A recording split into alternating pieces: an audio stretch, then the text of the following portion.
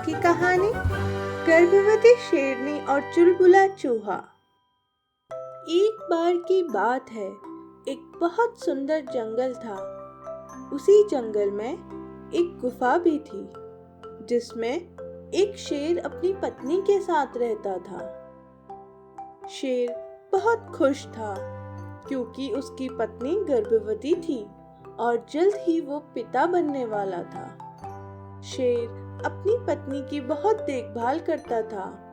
हर रोज की तरह एक दिन शेर खाने की व्यवस्था करने के लिए अपनी गुफा से चला गया और शेरनी भी गुफा के बाहर आके आराम करने लगी।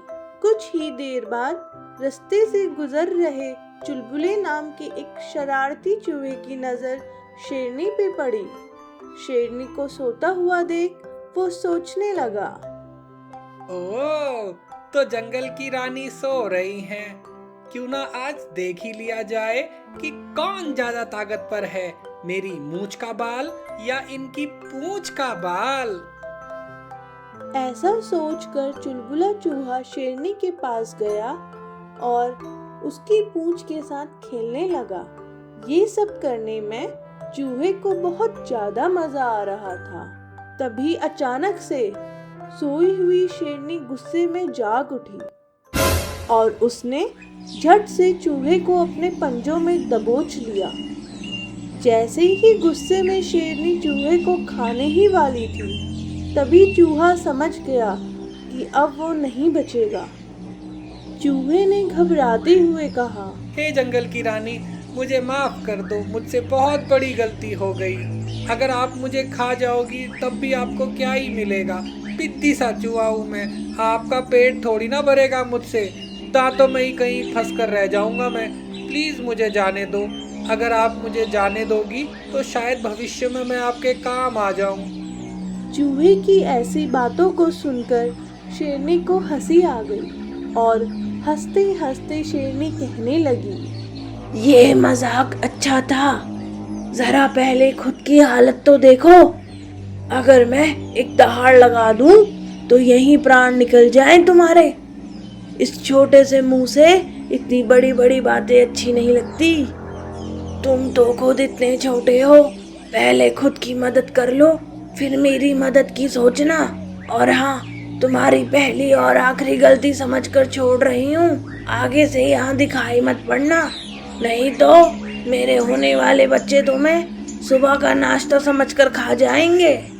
ये कहकर उसने चूहे को छोड़ दिया। चूहे ने शेरनी को धन्यवाद कहा और अपनी जान बचाकर वहां से भाग गया।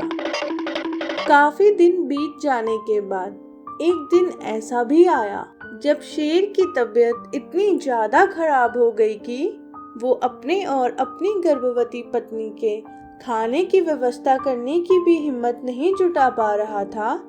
तो उस दिन गर्भवती शेरनी ने खाने की व्यवस्था करने का फैसला किया और वो खाने की तलाश के लिए जंगल में निकल गई। उन दिनों जंगल में एक शिकारी भी घूम रहा था, जो जानवरों को अपने जाल में फंसाकर उनको मार देता था। पर शेरनी तो इस बात से अनजान थी और वो बिना किसी बात की परवाह किए हुए खाने की तलाश में घूम रही थी। तभी अचानक से उसको एक पेड़ के नीचे कुछ खाना रखा हुआ दिखाई दिया और जैसे ही वो खाने के पास गई, तभी अचानक से शिकारी के बिछाए हुए जाल में फंस गई।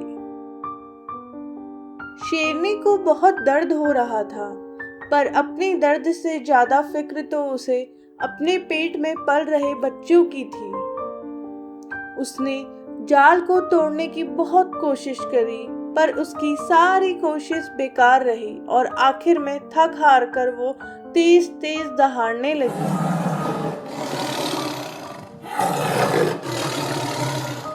कुछ ही दूरी पर चुलबुला चूहा मजे से मूंगफली खा रहा था। तभी उसे शेरनी की दर्द भरी दहाड़ सुनाई दी। वो तुरंत ही समझ गया कि ये तो गर्भवती शेरनी की आवाज है और जरूर रानी साहिबा संकट में है। चुलबुले ने न आव देखा न ताव और वो आवाज की दिशा की तरफ दौड़ पड़ा।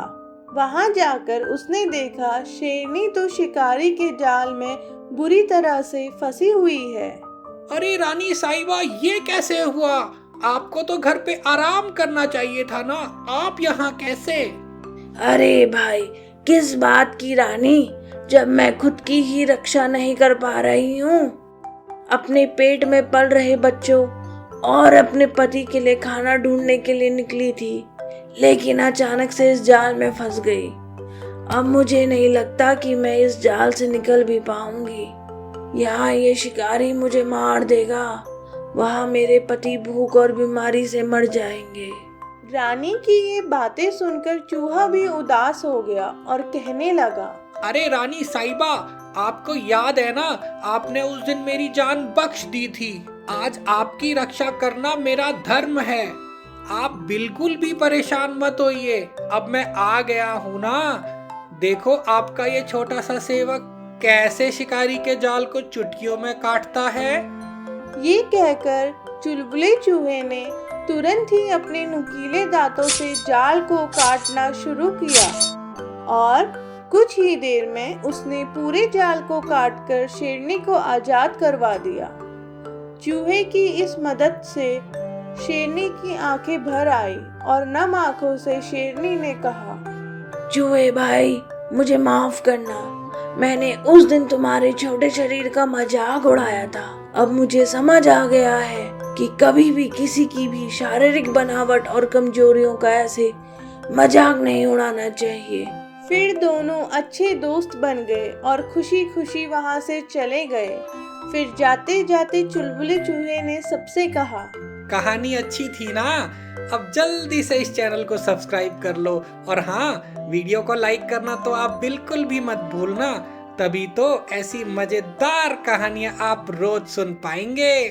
अगर आपको हमारी ये कहानी अच्छी लगी तो जल्दी से इस वीडियो को लाइक कर दो और हाँ, चैनल को सब्सक्राइब करना तो आप बिल्कुल भी मत भूलना, तभी तो रोज आप हमारी अच्छी अच्छी कहानियाँ सुन पाएंगे।